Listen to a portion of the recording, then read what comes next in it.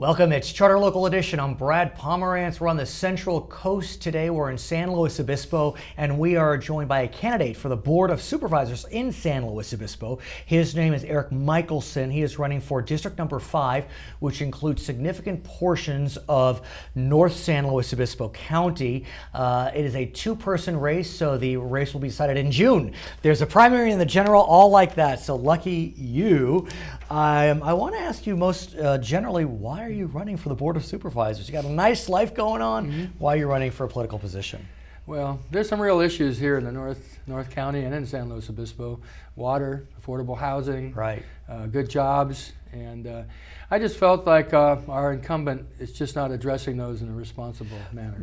Fine, but why you? I mean, what made you decide, I want to do this? Because look, it's a bold step. You become a public figure, you have to raise money, you campaign.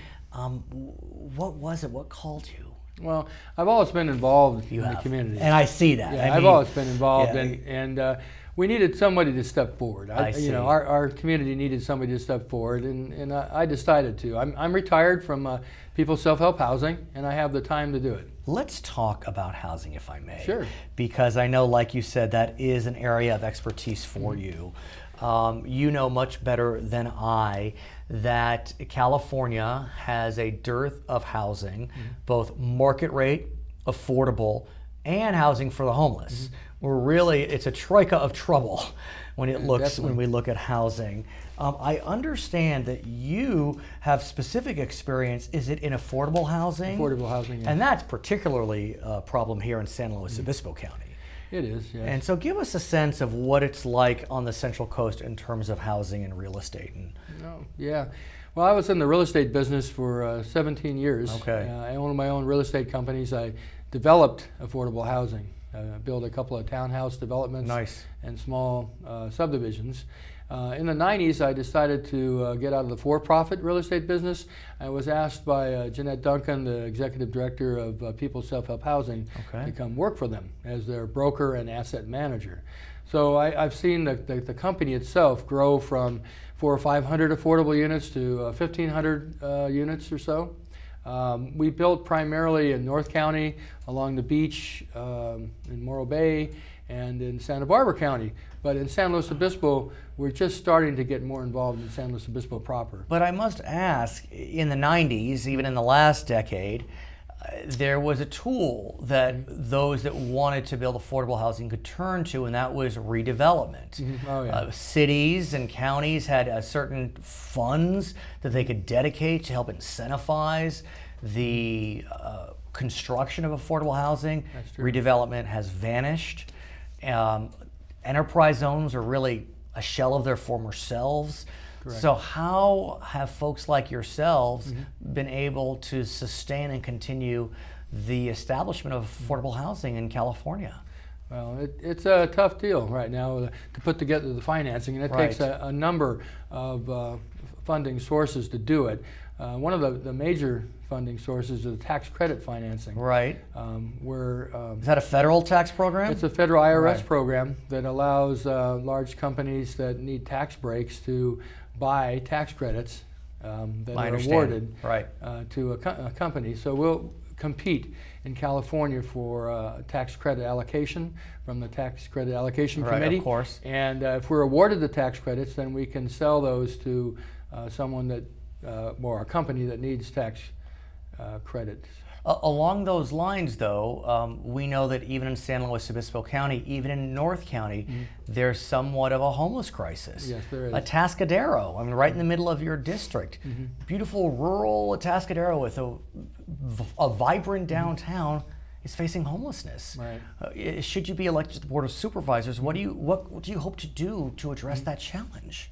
Well, the county has a number of ways to assist with CDBG monies, which is the block grants. Block grant monies. There's home monies that are distributed through HUD that are used basically as startup funding to help get a project off the ground as far as plans go. Right. And then you have to put together the long-term financing through tax credits primarily right now. There's some other monies. I know one project in Goleta, which is in Santa Barbara County. Yeah, Santa Barbara was able to get a large HUD grant. Is this for permanent supportive housing? Yeah, it's actually to remodel an existing HUD 202 property, family 202 property, to add additional units.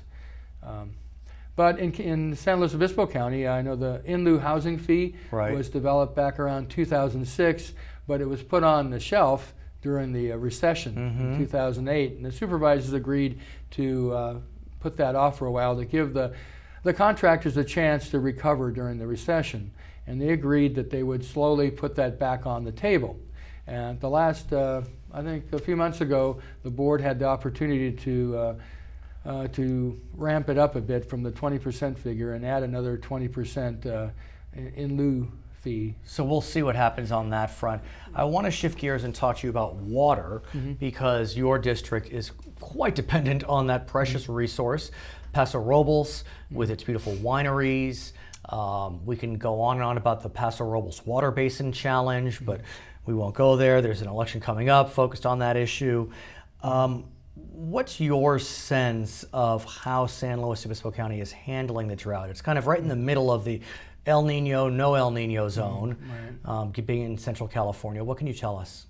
Well, I can tell you that some people are getting kind of upset with new housing proposed when we don't have a handle on the water issue. Right. That's why water is such an important issue.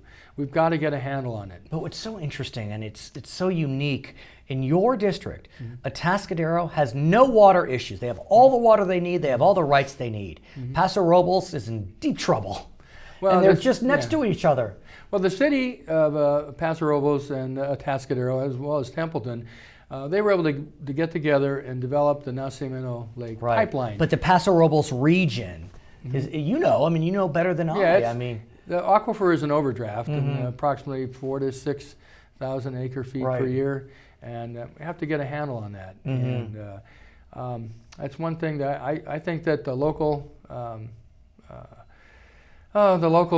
solution is the best solution, and they're voting on it right now, so we'll see what they do. And so you bring up an extremely good point, because like you said, they're voting on a local solution for the Paso Robles water basin. As we speak today, we don't know what will happen, but what we do know, we can speak kind of generically, if a community does not accept a local solution, what happens? The state comes in. Well, first the county has to decide. The supervisors will sit down and decide whether they want to get involved. So what would you do as a supervisor? Well, we'd have to study the issue, that's for sure. Okay. But if there is no involvement either by the locals, the county, the state swoops in. Well, the state will come in and work on a management plan. They're not going to stay there. They're going to work on a management plan, but the only thing they're going to work on besides the plan is on the demand side.